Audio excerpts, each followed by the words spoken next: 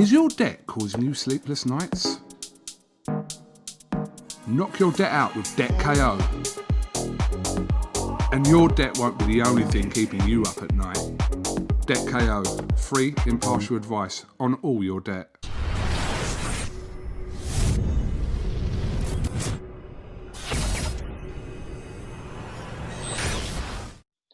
This is AHMED for IFL TV in association with MTK Global via Zoom. I'm joined by Johnny Nelson, a very busy Johnny Nelson recently.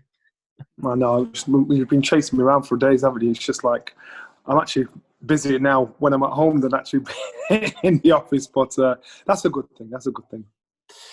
Johnny, lots of news circulating around in the heavyweight division, so I thought it would be a good time to get you on. I've spoken to both Frank Warren and Bob Arum recently. Bob Arum last night told me that Wilder's contract is essentially up, so whoever wanted that third fight, that time frame is gone where you can activate that fight.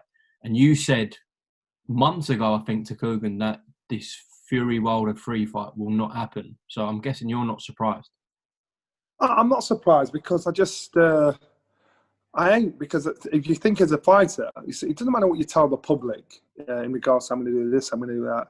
The fight, you're only human. And for Deontay Wilder, no matter what smoke's been blown up his ass going through his career, being so successful and so dangerous and so powerful, you know, you're going to, some people start to believe in their own hype.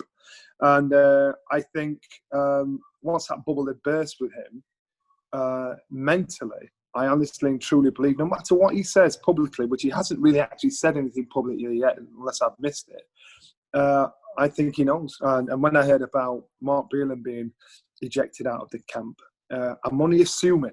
I'm assuming Mark Breland said, "Yo, don't do it. You know, you just don't do it. You're done."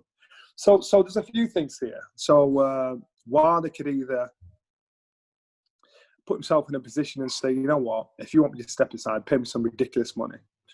If you want me to step aside for you and Joshua to fight. If Joshua or Fury want to do that, they'll do that. Clearly they don't. Or clearly it's not on the table. The other thing is Wilder really and truly believes he'll win a third fight. But I think that's a slim thinking. Or the other thing is that he'd think, you know what, let me just go in and catch a beat for 50 million, 100 million. His ego won't let him do that. So to think O'Brien used to call 3 smart. And he's probably outsmarted himself because he's got to the stage where he's lost all 3 of those options and he's ended up with nothing at all. Because either one, his confidence, his ego has taken a massive dent, and he won't be able to settle for any of those 3 options there. So now he's out of the picture. So, and realistically, might be a too big shout. Don't be surprised if we do not see Deontay Wilder at all next year. Don't be surprised if he just drifts out of the game for a while. Might come back in a couple of years' time. But do not be surprised if he just goes off the radar because he's got to get over it.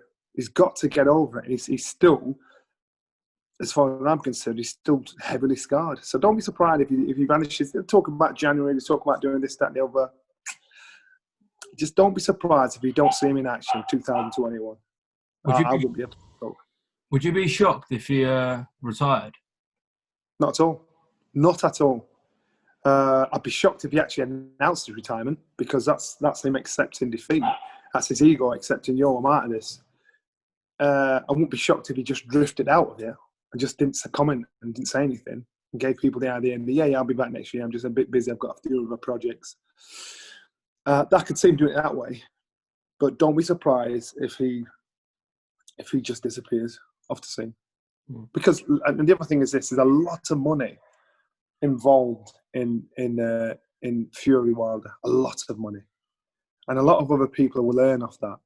You know, TV companies, promoters, and everything, and so they would all have encouraged him.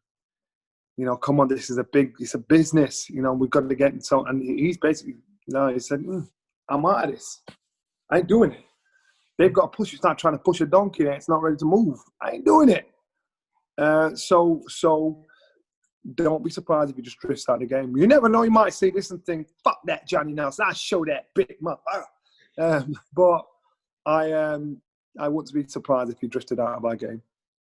Well, Bob also said that as long as Fury comes through, whoever he's going to box on December 5th, and Joshua beats Pulev, that they're fully intent on making Fury Joshua for late spring because, as I said, Wilder doesn't have this hold over Fury anymore. The contract has expired, essentially, the rematch. I'll tell you what, as long as Fury's around, Wilder won't be. Because he knows that one man's there that's make him catch a serious beating. So as long as Fury's around at the top of the tree and your position is him, Wilder won't be. Because your dreams and ambitions are gone because you think, I can't get past that guy, so what am I doing it for? If Wilder got turned over by Joshua or anybody else, Oscar Rivas apparently is talking about fighting next, or I bet you anything, Wilder will be back in the mix again. But whilst Fury's around, nah. I'm telling you, he's his proper bogeyman. He's his nightmare. And that'll be part of the reason. He'll fall back in love with him once Fury's gone. And he'll look at what else is around. Do you think they stalled on purpose then, Team Wilder? Like delayed this. Yeah, man. Listen, so you just look at this. Look at boxing. Look at the history of our sport. Look at fighters such as fights of this magnitude. And you'd have seen where you've heard something from everybody involved. I don't know if I've missed it. I don't watch much TV. What I'm saying is, I ain't seen anything said by Deontay Wilder, apart from a little comment when Dylan White got turned over, and that's it. Which to me is shameful. You know, if you can talk about that one little thing, but you can't talk about anything else. So he's got some growing up to do, and again, you can only surmise what's happening behind the scenes because rumours that are set out are clever rumours because you can say, well, I didn't actually say that. So if anybody said, that's stupid, why did you say that? I said, I didn't say that. My mate said it. You ain't going to say anything unless you set things up. Okay, let's move on to December 5th where Tyson Fury is scheduled to box here in London. Oscar Rivas, Ajit Caballero, Michael Hunt has been thrown in the mix. Decent, guys. So Spencer Oliver and I were talking. You know what he said to me, which was a brilliant idea, but this is again about egos having to work together. So Anthony Joshua is supposed to be fighting December the 12th. Tyson Fury is looking around for an opponent for early December as well. It's a great opportunity, a great chance. And the pay-per-view sales, I bet, will be mad if you put them both on the same bill.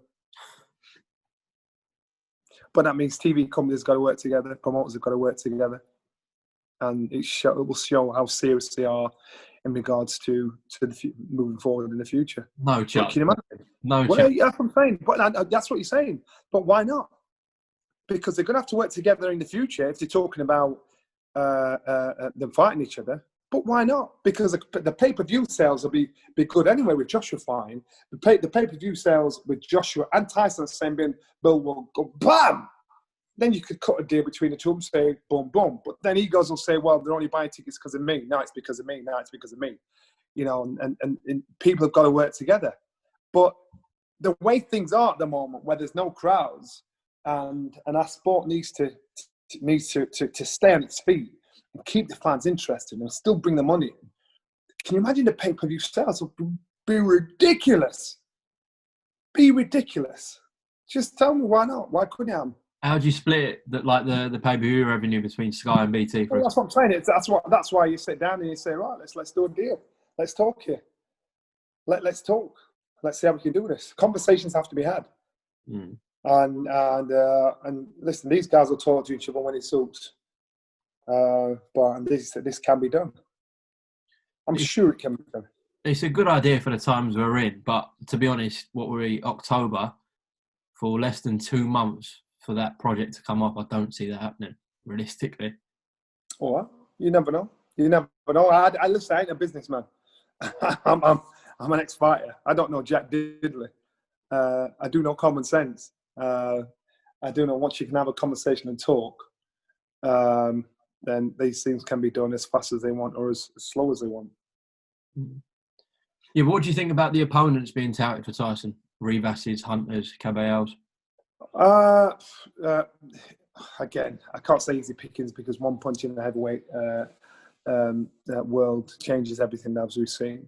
I think people can't complain about the opponents because these opponents were revered as good opponents for past fighters. So why not? And for such short notice, Tyson Fury's at the top of his trade. So anybody he fights, anybody with any. So the guys that have been mentioned, they're the ones that are probably not in touching distance of getting themselves in contention to box the world title. The other guys that are in touching distance, they'd want more preparation. They'd probably not want to take the chance because they know they'll get the chance in a few months' time or a year's time, whatever. So I think the opponents, quality-wise, yeah, why not get Tyson Fury out, get him busy, get him active. I understand Fury, I understand Josh, I understand all fighters want to fight. And so I get the frustration. And so good on him. Is your debt causing you sleepless nights? Knock your debt out with Debt KO. And your debt won't be the only thing keeping you up at night. Debt KO, free, impartial advice on all your debt.